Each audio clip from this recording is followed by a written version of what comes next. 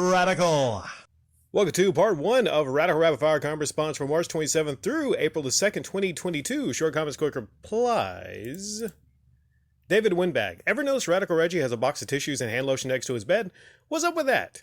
Well, I can't verify if that's the case. I've never paid attention in his uploads. Does he actually have hand lotion and tissues next to his bed? Well, to have lotion is one thing, right? If it's cold weather, you catch somebody with lotion, you're like, okay, they're just putting it on their hands. But if there's tissue next to the lotion and it happens to be next to the bed, then that's kind of saying something right there. But David Windbag, I think it's fair to say that there's no human male or female on this earth that has never done that. So are you shaming somebody? Are you shaming David Windbag? Terabytes Thinker 314. Flea markets are great to go to. I love browsing at all the different items people have for sale. People have some interesting things to sell for sure. Yeah, one of the fun of flea markets is, unlike a dedicated store, like you're going into a gaming store that's just going to be gaming stuff. But sometimes you go to a gaming table and you'll see like some sports cards, or you'll see some, very interesting magazines or something. And you're like, wow, there's a lot of stuff here, right? That's part of the fun of it. You never know what people are going to have. And the best part of it is usually the stuff is dirt cheap because people just kind of want to get rid of it. 90G. It has everything all thrown into a blender. Dishonored, Skyrim, Prince of Persia, Dark Souls vibe to it. Talking about Shadow of Mordor. Well, doesn't everything kind of have a Dark Souls vibe to it? I was playing SNES Kirby the other day on my emulator, and I was thinking to myself, man, the beginnings of Dark Souls kind of started right here, I believe. That kind of, it's Dark Souls-y, wouldn't you say, Kirby?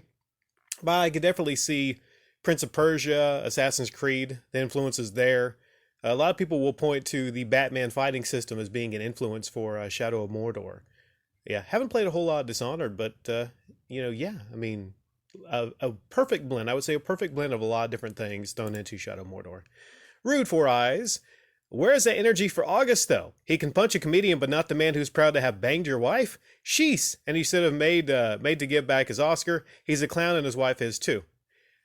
Kind of weird how, he did that and he still got the Oscar. And the Oscar said, like, they're not in the business of actually taking things away.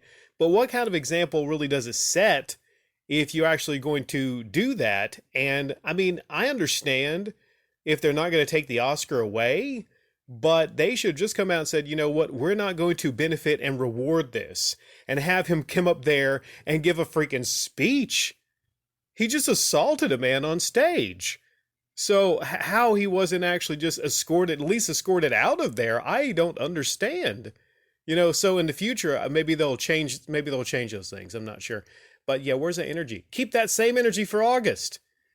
I bet you though, Radical Rapid Fire. Joker 89. Next year, no comedians let The Rock or John Cena or Vin Diesel or Shaq, someone big with muscle. What I'm getting at, let someone like that host next year. Yes. Let's see what happens if you have The Rock up there, Stone Cold Steve Austin or Vin Diesel, or, the Big Show. I'm just thinking about like a lot of different wrestlers. But John Cena, you have them up there, and let's see him keep that same energy.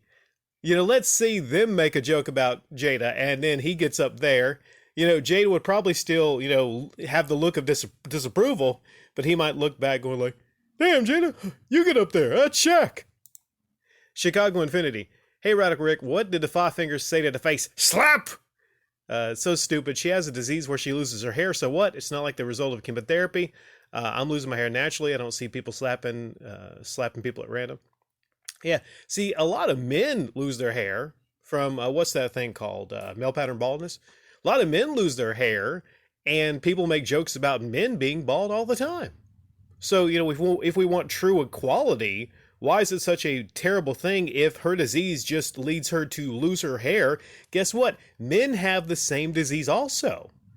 There's probably a lot of cue ball, Rock, and Vin Diesel jokes, so they're probably just going to laugh it off. Dan Smith, the unboxing was essentially a pitch to German investors, and here I was thinking that it was a finished product. Silly me. Eye roll. Yeah, the unboxing. The thing about that Amico unboxing was, usually, like I said, when an unboxing happens, that means it goes to someone's house, and a consumer unboxes it. But how crazy is it for the manufacturer, the maker of something, to do an unboxing, without it going actually out? It's like, so you're going to box it up, then unbox it, and then show off what's never coming out. They should just put that on there, like, here's a pitch to you investors. But no, it wasn't. It was not set up like that. It was set up like it's an item that's actually going to come out. Newfie, Asian kid. I came to discover this YouTuber when he made a rant criticizing Naruto. He should get an actual job and stop being an e-beggar. I forget who you're talking about. Was it, they all run together. You don't believe he's going to get money simply for ranting about video games. Yes, there's a lot of these YouTubers, stupidly, that actually do get donations for ranting about video games and anime. Or,